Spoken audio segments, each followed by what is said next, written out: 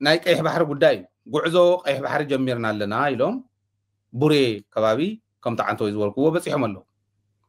በቃ ተን ጿሪት ወለው ሰራዊት ይትወለው ካልእ ተኣምር ኮ ይብሉ ከሽንፉ ደሞ ይሽንፉን ኣይኮነን ንሱ ግደፍዎ ዝሕሰቡን ኣይኮነን ከምኡ ገይሮም ከሽንፉ ይኽእሉ ግነው በፂሖም ኣለዉ ንትግራይ ከመይ ይጎዳ ንኤርትራ ከመይ ይጎዳ ንዓፋር ከመይ ይጎዳ ኢሉ ተፍቲ ከባቢ ዘሎ ማሕበረሰብ ክሓስብ ብኸምኡ ዓይነት ሚዛን ክመዝኖ ናይ ግድን እዩ አብይ አሕመድ መሲሉዎ ዝነበረ ከምቲ ባዕሉ ዝነገረና ከይሱ ጋር ምንካፈለው ዓሰብ ይሆናል ክብል ከሎ አደባባይ ላይ ዩቲዩብ ላይ እኮ አለ ብየው ነበር ይሉ ኣብ ዩቲዩብ ከምዚ ዝበለ ቆልዓ እንዲ ዘመሓድራን ይተዓዲ ዩቲዩብ ላይ ሄዳችሁ ማየት ትችላላችሁ ብየው ነበረ ነው ኢሳያስ ስላላወቅ አይደለም አለመስጠት ስለፈለገ ነው ላለመስጠት ስለፈለገ ነው ይብለካል እዚኦም ኤርትራ ከመያት ምልሶም ግንሪና ክንጽበይና ቶም ዝገብሮም ዝነበረ ምንቅስቃሳት ኩሎም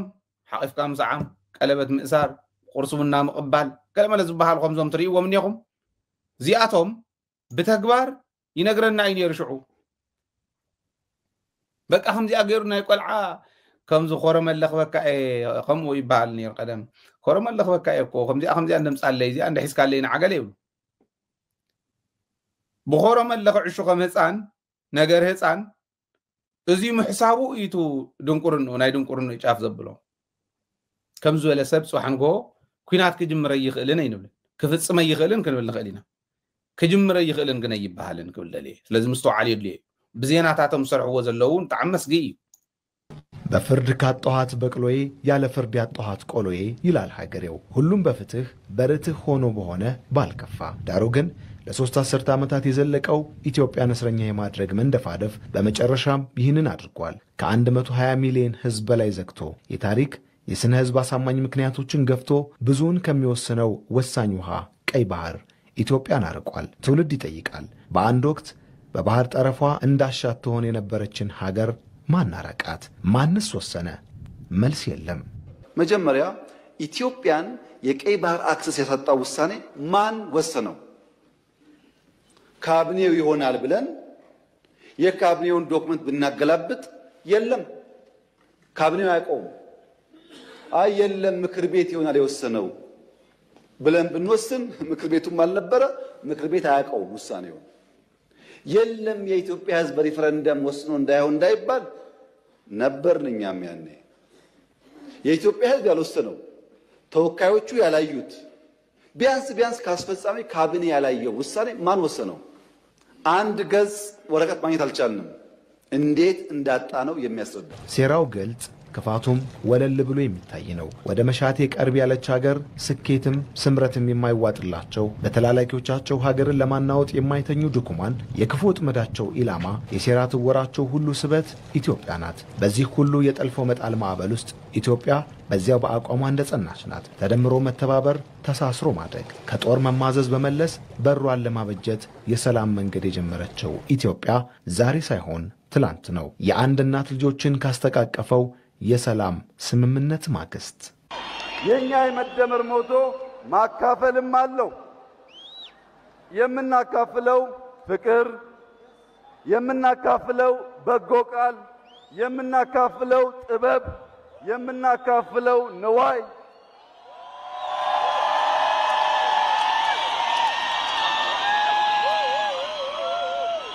ከኢሱ ወዳፎም ጋር የምንካፈለው አሰብ ይሆናል ግድቡ ፈርሶ ድልድዩን መገንባት ጀምሮ በነበረው በዚያ ጊዜ ኢትዮጵያ ስንተባበር ያምርብናል ስንቀራረብ ይቀናብናልን አሳይታለች ፍቅር ትብብር መውለዱ ካልቀረ ሰላም ወደ ኢኮኖሚያዊ መስተጋብር ይደግ የኢትዮጵያ የያኔ መሻት ነበረ ዛሬም ነው ጠቅላይ ሚኒስትር አብይ አህመድ በወንድም ህዝብ መሬት ተገኝተው ወደ አሰብ ሲዘልቁም ከተሳሰብን አዲስ አበባም ተዘግታ አስመራም ተከፍታ አትዘልቀም በሚል ነበር ሰላም ብቻውን በቂ አይደለም ሰላም የቀጥሎ የሚሰራ ስራ ቤዝ ነው እና ወደ ኢኮኖሚክ ኢንቴግሬሽን ካላሳደግ ነው ያው ደህንነት ካለ ተመልሶ ሊበላሽ ስለሚችል ወደ ኋላ እንዳይመለስ እንዴት አድርገን ወደፊት መሄድ እንደምንችል ተመካከርነው አሰብን አይተናል ትናንት ፕሬዝዳንት ኢሳያስ ዛላምበሳን አይተዋል አሁን ከዚህ በኋላ ወደ ማሳዋ ምጽዋ ምን ሄደው ስለዚህ ምጽዋንም አሰብንም ዛላምበሳንም በሁመራ በኩልም ሁሉም ተከፍቶ ህዝብና ህዝብ እየተገናኘ መነገድ ሀብት መቀያየር ሐሳብ መቀያየር እንደ ድሮ ባህል መቀያየር እንዲችል የተነጋገርነውን ጉዳይ ለማስጀመር ነው። ትላንት ከቆሙበት ሸርተት ቢሉ ቀድመው ከያዙት የትብብር አቋም ቢያፈነግጡ ታሪክ ሊፋረዳቸው የተቃረበ የኢትዮጵያ ታሪካዊ ጠላቶች ህልማቸውን ከንቱ የሚያደርገው ጉዞ አይቀሬ መሆኑን ኢትዮጵያ እስኪደናገጡ ነግራቸዋለች። ይህንን የታሪክ እድፍ የማጽዳት ውጥን ግን ዛሬ ተቦክቶ ዛሬ የሚጋገር ሳይሆን እርሻውን ሰላም መነሻውን ከዓመታት በፊት የሚያደርግ ነው። በዚህ ሂደት ግን ኢትዮጵያ ድምጿን ከፍ አድርጋ እንዳሰማችሁ ሁሉ ሰላም የምን ጊዜ ምርጫዋ ነው። የኤርትራ ህዝብ አሁንም ወንድም ህዝብ ነው። ምስኪን ህዝብ ነው። አገሩን ለቆ የተሰደደ ያለ ህዝብ ነው። ከዚህ ህዝብ ጋር በጋራ መስራት መተባበር ፍላጎታችን ነው። በፍጹም የውጊያ መሻት የለንም። በህጋዊና ንግግር ሊፈታ ይችላል ነው። ለብዙ ሀገራት በተናጠል ተናገር ያለው ምክር ቤት መስራት ከፈለገ ግን ለአሜሪካ፣ ለቻይና፣ ለራሻ፣ ለአውሮፓ፣ ለአፍሪካ አሁን በተከበረው ምክር ቤት መግለጽ የፈለገው ነገር የኢትዮጵያ የቀይ ባህር አክሰስ ጉዳይ አይቀሬ ስለሆነ ቅድሚያ የሚሰጠው ሰላምና ንግግር ስለሆነ እባካችሁን ሸምግሉንና መፍትሄ አምጡልን። ይሄው ጥያቄያችን ነው። ትብብር አልተወደደም፣ ትስስር አልተፈቀደም፣ አብሮ መልማትን ቦታ አላገኘም። የጠላት ውጥኑ መጀመሪያም መጨረሻም ኢትዮጵያ ማጣፊያው እንዳጠረው በብርድ እንደሚገፈገፍ ሰው አንዴ በዚህ አንዴ በዚያ ለመሸፈን እየሞከረች በሰቆቃ ቆይታ ችግርና መከራዋን ማራዘም ነው። አሁን ያለው በቃ የሚል ትውልድ ነው። መልሶ ለማግኘት ለማጣት የወሰደውን ያህል አይፈጅብኝም የሚል ቀይ ባህርን ኢትዮጵያ ለማጣት 30 ዓመት ከዚያ በላይ የወሰደ ትግል ነበር። ታውቃላችሁ። በ30 ዓመት ትግል ውስጥ በብዙዎች ርብርብ ነው ኢትዮጵያ ያጣችው። ሌላ 30 ዓመት ያስፈልጋታል ብዬ ግን አላስብም። በተረጋጋ መንገድ በሰከነ መንገድ በውይይት መሄድ በጣም አስፈላጊ ነው። የፈለገ ብንወያይ ግን ለማጣት የፈጀብን 30 ዓመት ለማግኘት ይፈጅብናል ብዬ ግን አላስብም። أقولي حزي أزخلو حزي تريقوا زلهم وطنقت تقراين مدفع اتي أمون وشتم حبيئهم زي أمون وشتم حبيئهم ناي وشتم قصتان تيترع آيو تقراين خطفوا زقوروا وحبرت كم زنبر إيزاري تقرايت راح تدفع أنبر أبي أحمد بن مقبرنا يخلن ناتو حيل خدك عنا يخلن زبل إساياسن تقرايت راح تدفع أنبر ني إساياس ما خوريو يزبل أبي أحمد يوم تراخيون إساياس وسيلة عصبي زري أزنا ولا تري وزنور عصب مصوع عبزي خد قوريهم كم شخص قوريهم ده ولا يخيل هذا هم كله قاعة وسيلو ريغان احنا خمزوله دحنه لنا خمزوله اير حيل لنا خمزوله درون لنا خمزوله إلونا وشت مشطرو وشات انا إثيوبيا يو زغوني ينير خمزراهم ازي كل استغبرن منتاي تግራይን مطفا نحبرت كو تግራይ ون صوع نيرا نسلام كو تግራይ ون صوع نيرا አባይ ፀሐየ ካብ صوعو ካብ ዝገበረ ጻውዒት ንላዕሊ አብይ አሕመድ ይገበረ نقدر فندو فلا لا انت نيرنا ون كفيلنا نزارارب يلو خاب محتات ملس يغبر خاب نبره صعرن لعلي ابي يغبر ني إساياس انت يمينو ني إساياس زمنو كاونا يملس كاونا يباي كاونا هاي لماريام ون نلعلي ناي ابي نمنتا يمينو ناي ابي دليت تግራይ ናይ مطفاء دليت سمخانو ስለዚ አምን አውዚ ሲሒቱ إساياس